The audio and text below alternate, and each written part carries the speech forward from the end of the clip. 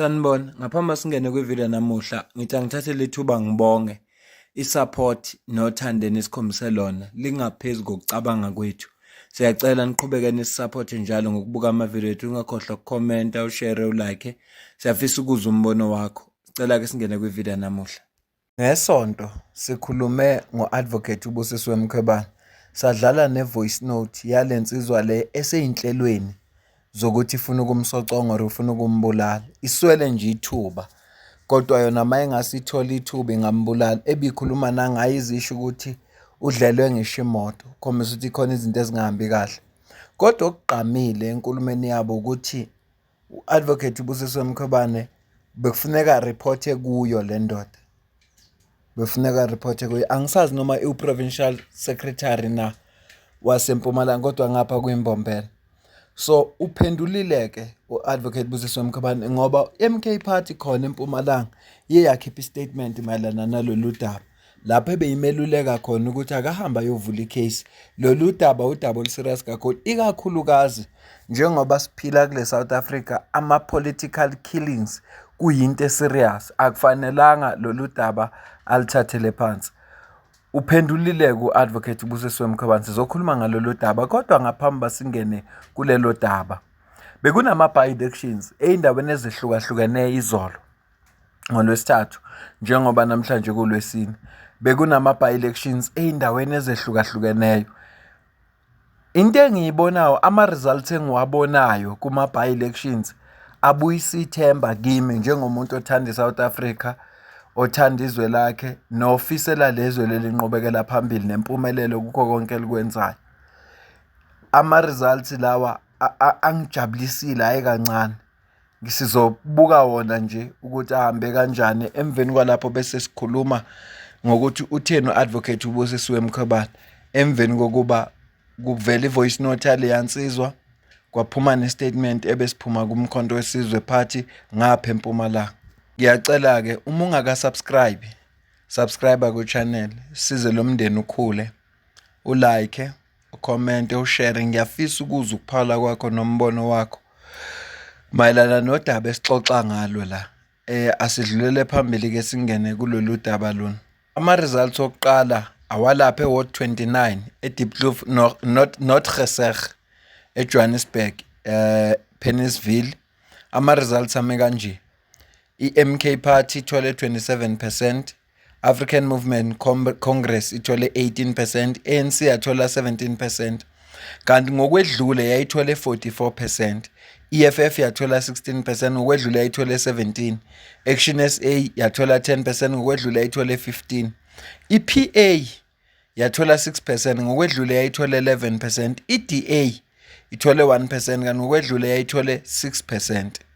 Ama-results okuqala lawa se-Notgeseg lapha eDiepkloof ku-Ward 29. Ukuze singabi confused, la okuqala ama-results awase-Pennisville.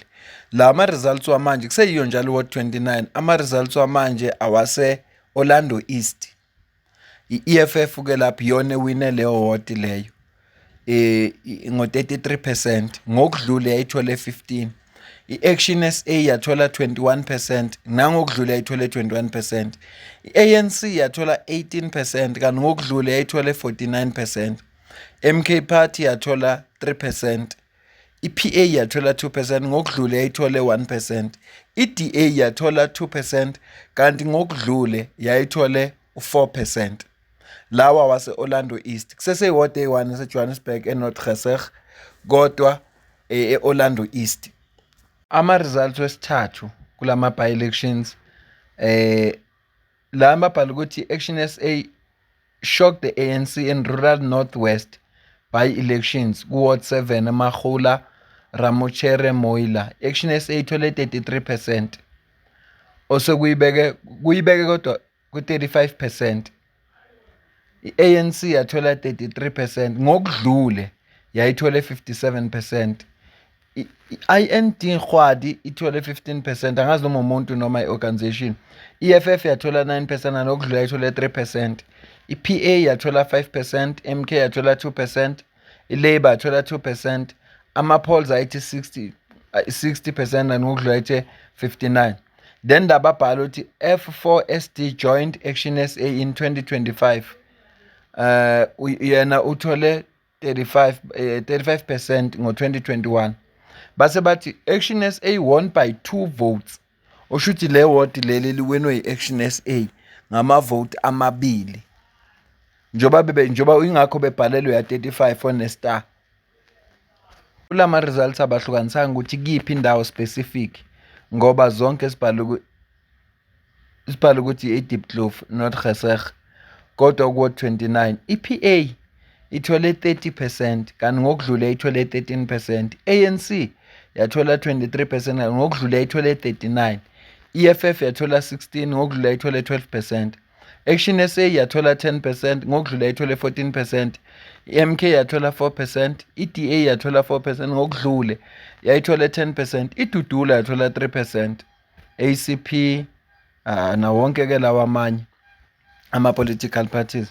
Isizathu esenza ukuthi ngithi ekuqaleni ayangijabulisa lama results yingoba abantu base-South Africa sebeqalile manje kuma-by-elections ukuthi bangayivoteli i-ANC. Basekhona labo abakuthandayo ukuhlupheka, basekhona labo abakuthandayo ukuba ney'nkinga. Phela khona abantu abakuthandayo ukuba ney'nkinga ngoba zonke iy'nkinga ezinazo sizikhandelwe i-ANC.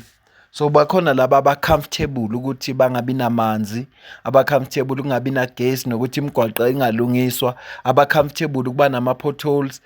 Labo yibo laba abasavotela i-ANC. Kodwa into engijabulisile ngalama results ukubona kuwina amaqembu njengo-EFF, MK, PA ngoba lokho kusho ukuthi abantu abavota manje abasavoti ngemizwa, bavota ngoba bebona ukuthi nansi into efuneka isilekelele. Ngiyazi ukuthi into ebooste kakhulu e-Action SA ukufika kaXolani Khumalo, ukuba ingxenye nje kaXolani Khumalo kwenza abantu bayethemba, kanti nokusebenza kaDr Nasiphi Moya ngapha ePitori kwenza ukuthi ubone ukuthi i-Action SA iyadinga ukunikwa ithuba. Sengathi labantu bale mphakathi bangayibamba la ukuthi ngama-local government elections angonyaka ozayo benze sure ukuthi i-ANC ithola ama-results angaphansi kwalapho. Babodwa abantu abasasela abasavotela i-ANC, babodwa. Labo-ke ngeke ukhompyuthe nabo makuza ku-ANC. Futhi nje ngisasho namanje bayakuthanda ukuhlupheka. Akekho umuntu ozonda ukuhlupheka ovotela i-ANC. Kodwa umuntu okuthandayo ukusokola nokuqanjelwa amanga uyaqhubeka avotela i-ANC. Abantu laba base-Ward 15 eChibini Mantlaneni, Dr AB Xuma Chrisani e-Eastern Cape. ANC ithole 69% kanti ngokudlula ithole 76%, EFF yathola 18 kanti ngokudlula ithole 6%, UDM yathola 6% ngokudlula ithole 5%, ATM yathola 5% kanti ngokudlule yayithole 2%. Ibona abantu ke laba abangenankinga nokuvotela i-ANC. Hayi laba abanankinga whether ikhona ebenzela khona noma ibenzeli lutho, abanamsebenzi, abanama-bridge, abanani kodwa nje bayivoteli, bathembekile ku-ANC. Makukhulunywa ngabantu abathembekile ku-ANC, kukhulunywa ngabantu base-Eastern Cape. Angifuni kusho lutho-ke ngabo, angifuni kusho lutho. Kodwa i-ANC engikwazi ayithethi inyani. Ngicela ukuma lapho ngingasho lutho. Angidluleke sibuyele odabeni lika-Advocate uBusisiwe Mkhwebane. U-Advocate uBusisiwe Mkhwebane ufake leya letter le ebhalwe i-MK Party ngesikhathi addressa lolu daba, imeluleke ukuthi akavula icala ngoba lolu daba lu-serious. Ubhale kanjena-ke watheka Umkhonto Wesizwe wathi the case has been opened and further protection. We condemn violence in all its form, especially i-GBV. Yilokhu-ke akuphawulile ku-Advocate uBusisiwe Mkhwebane ukuthi ngempela uselivulile icala mayelana nalolu daba ngoba lolu vele udaba bekungafanele alithathe light. Bengithi angiku-update nje ngalezi zinto ezenzekayo. Ngiyakhumbula sikhulumile ngalolu daba, so uma sekuney'nguquko noma sekukhona okwenzakalayo funa ngibuye ngiku-update ngoba ngike ngabheka ukuthi hayibo Advocate selokhu kukhulunywe ngaye yena akaze asho lutho, ubengakaze asho lutho, kodwa manje usethatha igxathu lokuthi akasazisi ukuthi cha i-case useyivulile futhi fanele inqandwe lento ye-GBV. gender based violence, ukuwudlame olubhekiswe kwabesifazane naseyinganeni. Ya mina nawe kasidibane kwivideo elandelayo. Ngicela ukuze ukuphawula kwakho la ku comment section. Ngiyabonga.